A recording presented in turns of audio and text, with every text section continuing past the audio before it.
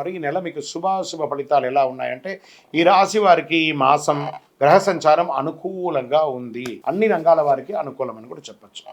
శుభమే కదా, అద్భుతంగా ఉంది. శని తిరోగమన స్థితిలో 11వ ఇంట్లో ఉన్నాడు. 5వ ఇంట్లో బుధుడు మరి శుక్ర గ్రహాలు ఉన్నారు. రాశ్యాధిపతి కుజుడు 26 ఆగస్టు వరకు 2వ ఇంట్లో కుజుడు గ్రహంతో పాటు బృహస్పతితో పాటు ఉంటున్నాడు. భూ సంబంధిత వ్యవహారాలు కలిసి వస్తాయి. రియల్ ఎస్టేట్ చాలా అనుకూలంగా ఉంటుంది. బిల్డింగ్ కన్స్ట్రక్షన్ అంతా కూడా కలిసి వస్తుంది. ఇంట బయట మీ మాటకు విలువ పెరుగుతుంది.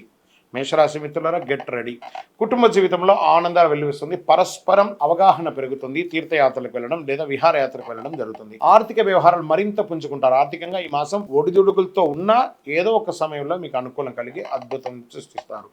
గతంలో పూర్తి కాని పనులన్నీ కూడాను సకాలంలో రాజకీయ ప్రముఖులకి ప్రోత్సాహకరంగా బాగుంటుంది.